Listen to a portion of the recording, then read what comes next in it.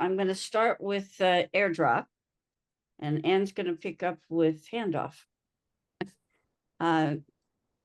We're really very lucky to be in the Apple ecosphere, because Apple really handles moving files from one device to another that are Apple devices very smoothly. And so I'm going to talk a little bit about AirDrop, which is a wireless file sharing feature available on Apple devices. It uses Bluetooth and Wi-Fi for fast transfers, and it works if you're in the same room or the same apartment within about a 30 to 40 foot range. I can't really AirDrop something to Anne this morning or this afternoon or to anyone else in this group, because I don't see anyone living on my floor at the meeting. It supports photos, documents, presentations, and more. So I'm mostly going to be relying on my slides to explain how you do it. First of all, I'm starting from my MacBook. And on the MacBook, I can look at AirDrop. I have it set up here. And when I look at it, I see it has my iPhone. And it would have any other devices that I could see on my network that I could drop something to. And so if we were all sitting around in the room, I would possibly, if you have it set using your settings, be able to see your devices as well and share something with you very quickly. So let me go to the next slide. Oopsie, I'm going backwards. Okay, how to enable AirDrop. If you first of all have to make sure that both Bluetooth and Wi-Fi are on.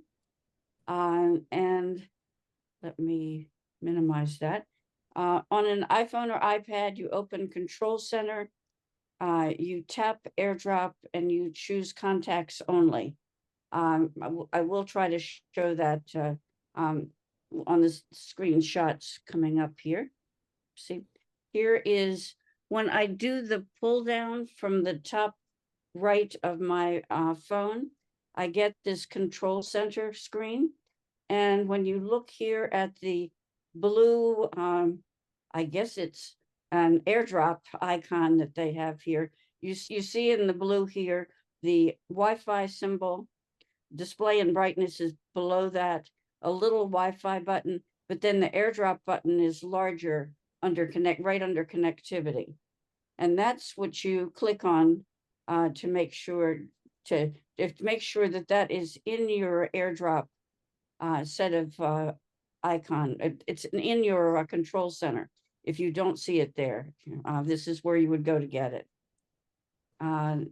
So then when I now look at my control center, I'll see that my AirDrop is visible.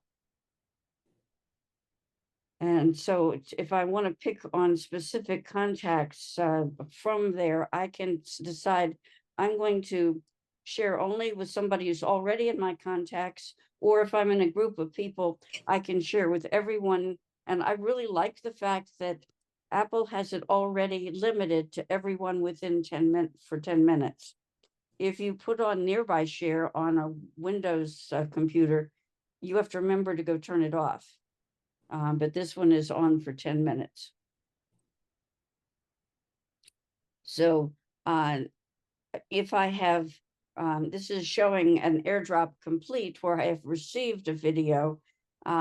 This is actually where I go to receive it as well.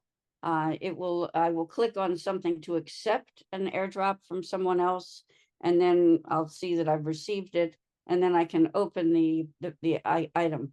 I have mine set to go to my downloads, so I know also where to look. So this is sort of a repeat on how to set it up to send files. Now, let's see. Here's an example if I'm going to AirDrop a keynote presentation from my Mac. So I open the presentation, and on the presentation, I'll see, if I right-click on it, a share button, and then I can select AirDrop from there. and choose what format I'm going to send that particular document. So here I'm in a keynote presentation, and on this, I've clicked on share and I see the choice of AirDrop. It'll also show a bunch of people. I'm learning how to AirDrop. And so I see a few people that I usually share things with regularly. My daughter, and then my son, and a couple of other people. And I can select AirDrop from this pull down, or I can select one of those people if they're nearby. This is the same place where you would go if you were going to mail a document, or text a document as well. So if you have any issues doing that, and you do that with any type of a document, you can do it with a Word file, with a picture. If there are any issues, you have to make sure the Bluetooth and Wi-Fi are enabled. Check that both devices are within a reasonable range. And if the recipient isn't visible, you can do that setting to everyone. And as with everything else, when things persist as issues, restart your device. The good news is that files are encrypted during transfer. And if to limit your visibility, you'd use contacts only. And I would not ever do this in Starbucks or a public space. I probably would do it within Charlestown because I'm much more trusting in here. Yes. How can I ask a question? Sure. So if it's only limited to like 30 or 40 feet, why would I use it? You're in a room with somebody and you're talking about something or other that you've got on your phone, and you want to share it with them right away. Okay. You can do it. You can share that right away. The same way you can actually use this to do what's called like a name share, to share your contacts. Okay. Thanks. In a lot of cases, you do want to use text or email in that same share way, but this is just another way. And it is fast and fast, secure wireless file sharing. This is just showing all the devices that, and one of the places where I do use the view is that I'm constantly, it isn't quite the same as AirDrop, but when I want to see a movie on that I have on my phone, I can actually share it to the television and have the television display it. Oh, okay. And here are just a few YouTube clips on doing what I said, which might make it a little bit clearer, since I'm not showing a video in what I'm doing. I'm just using slides. So I'm going to stop share for the moment and see if there are any other questions. As an example of using AirDrop, I use AirDrop quite a bit with my husband's computer. We sit in the same room. Our computers are in the corners. We're back to back. The wireless printing doesn't always work from his computer. Mine is hooked up with a wire, with a cable, so it usually works. So he will AirDrop something to me for me to print. And Walt sits next to me, and we'll AirDrop things all the time. A lot more secure than texting, for example.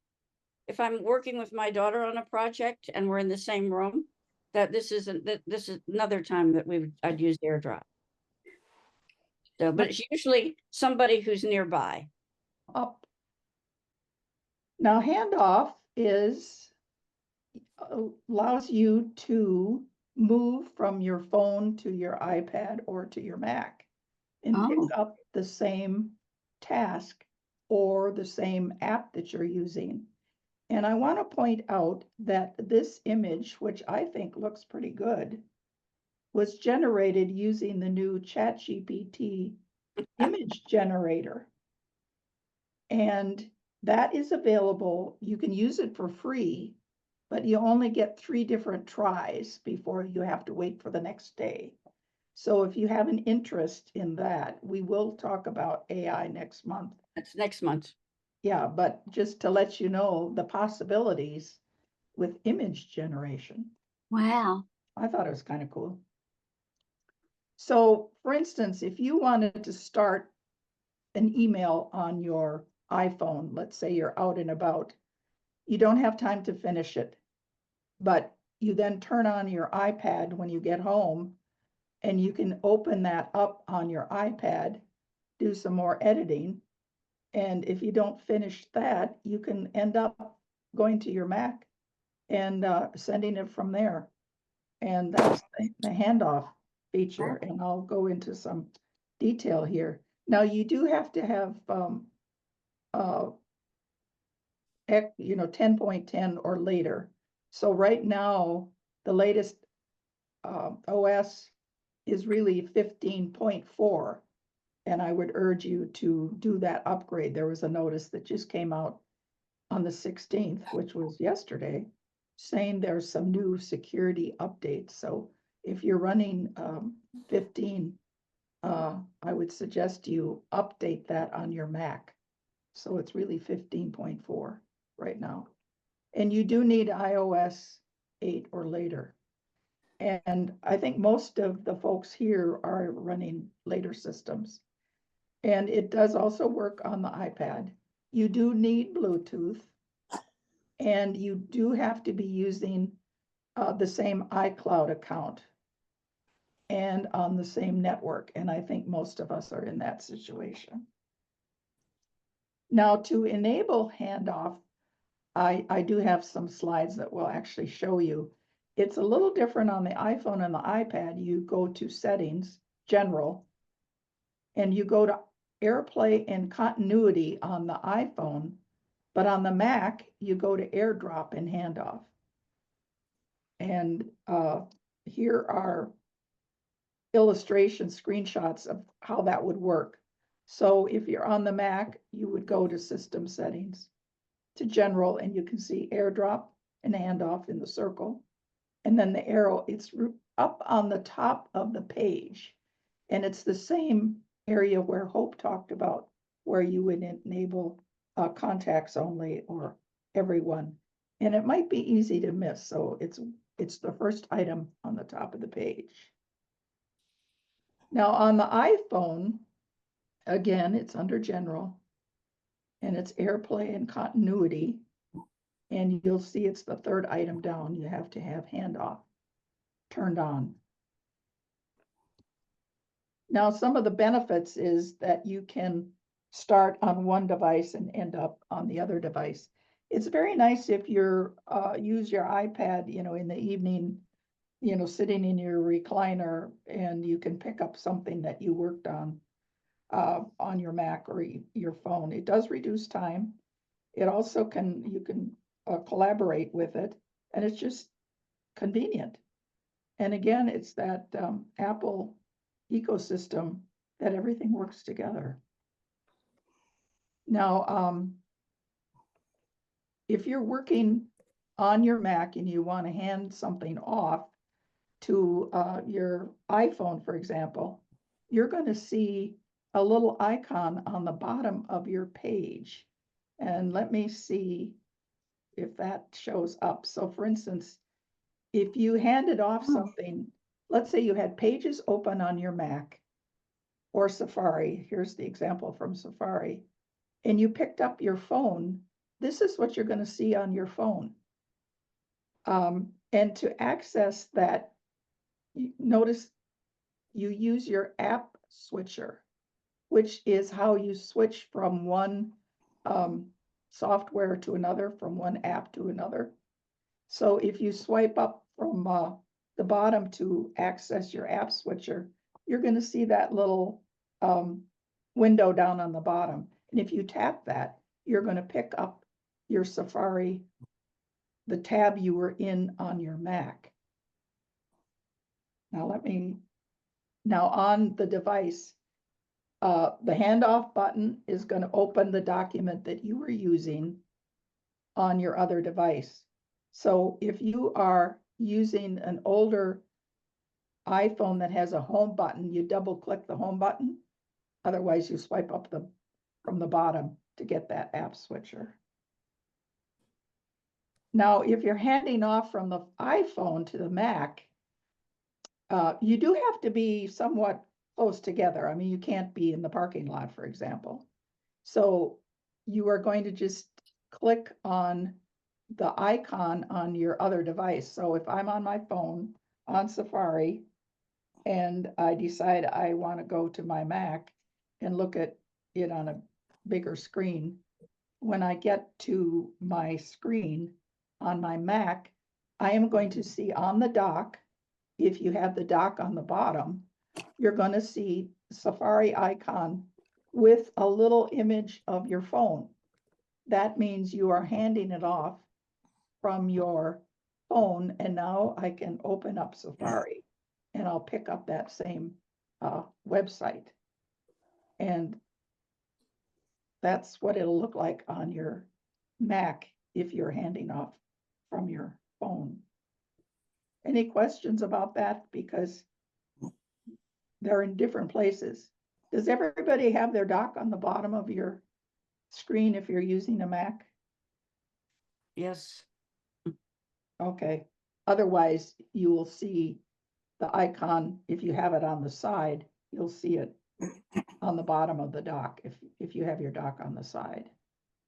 Now, let me go back just to make sure you see the difference between, this is what you'll see on the phone when you're handing off. You have to open up the app switcher in order to access that. And this is what you'll see on your Mac if you're handing off from an iPad or an iPhone. Now, you can guess that all the Apple apps are supported. And there's really quite a few when you look. You can hand off from your calendar, from your email, you know, the big apps, Pages, Numbers, Keynote, Reminders, Contacts, the whole range of Apple apps.